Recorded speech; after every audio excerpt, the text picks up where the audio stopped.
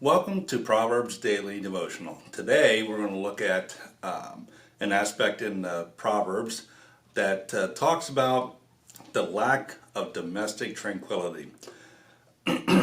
So let's get right into it. Proverbs 24 verses 3 and 4 says, "By wisdom a house is built, and through understanding it is established.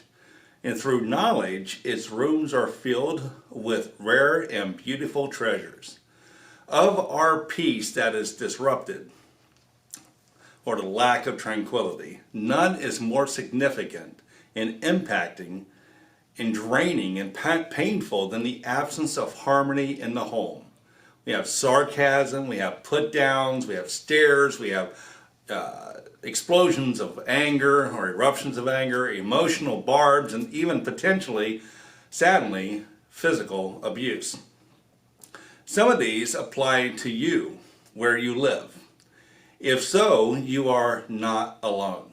The Hebrew sages knew this heartache of discord at home, and they wrote from personal experience. Let's look at Proverbs 19:13. It says, "A foolish child is a father's ruin, and a quarrelsome wife is like the constant dripping of a leaky roof." In Proverbs 21:19, it says, "Better to live in a desert than with a quarrelsome or nagging wife." Proverbs 25:24 says, "Better to live on a corner of a roof than to share a house with a quarrelsome wife." Now, the people that wrote these are men. So, as you would expect, they would write from a husband's viewpoint. But these principles work both ways. For there are both men and women that are trying to keep a peaceful home. And I'm sure it's been said plenty of times that it is better to live on the corner of a roof than share a house with a quarrelsome husband. So don't think of it as only the nagging wife or the quarrelsome wife. It's literally both sexes can actually have this same kind of mindset. Possibly you look for excuses to be away from home, or you look for ways to do things in other parts of the house. Maybe somebody would go to the garage to do work just to get away from the presence of another person. And you think that there is there any way to bring back this harmony in the home? The remedies are not easy or automatic, but you don't have to just endure in silence. So the home should be a place of peace and tranquility and safety. For some, it's a battlefield with many struggles. We will look at three aspects in these scriptures, focusing on Proverbs 24 verses 3 and 4. Let's examine these aspects. Number one, by wisdom a house is built. The Hebrew word for wisdom is chokmah, and its variations are commonly used to denote intelligence. This refers to perception with discernment. It refers to accuracy and the ability to sense what is beneath the surface. Effectively, it means wisdom that penetrates. Lewis Goldberg wrote, "The wisdom of the Old Testament, however, is quite distinct from the other ancient worldview. Reflected in the Old Testament wisdom is the teaching of a personal God who is holy and just, and who expects those who know him to exhibit his character in the many practical affairs of life." End of quote. It basically produces prudent, sensible living. So if you want to think of a house as a structure, this variety of wisdom would be the rock foundation. The husband and wife must commit to know God personally and apply that relationship that they have with God and themselves into practical living. Number two, and through understanding it is established.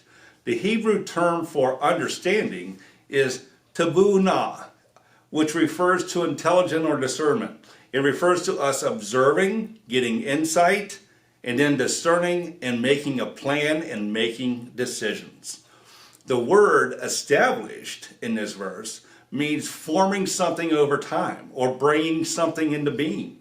Together, we see a process, the plan, and the steps that we need to execute for that plan, and progress. We actually see things develop, things come into being. The house starts becoming established. This means a plan in providing and securing the home. And then lastly, the last part of that verse is through knowledge. Its rooms are filled with rare and beautiful treasure. The Hebrew word for knowledge is yada, or to know. Yada refers to understanding with insight. We obtain this kind of knowledge through close, intimate, personal experience with something. In the Bible, yada means God's all-knowing knowledge of every person. Scripture uses this word in describing the husband-wife relationship as they get very close and intimate knowledge of each other. We gain this knowledge by having teachable openness and a willing to listen with curiosity. Given the symbolism, rare and beautiful treasure could certainly mean the people that are in the house. Nothing is more precious than people and our relationships with them. So let's see where we're at. With wisdom, the foundation is laid, and understanding the house is built, and ultimately knowledge fills the house. With these, we can make a house of harmony. So let's reflect on these three aspects. Number one, by wisdom a house is built. Commit to know God, His ways, His plans, and apply this to our guide for our lives. Lead by example, and others will join you. Number two, through understanding, it is established. This is putting things in order, setting things right.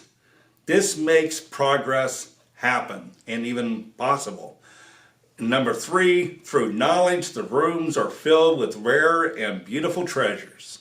The pursuit of truth will help make that happen and fills the house with things that last. Folks, this is what will produce a house of harmony, a house of tranquility and safety. That's what we need to strive for, and we need first God as part of our lives, that we can apply that relationship to all of our other relationships to produce tranquility and harmony in the home.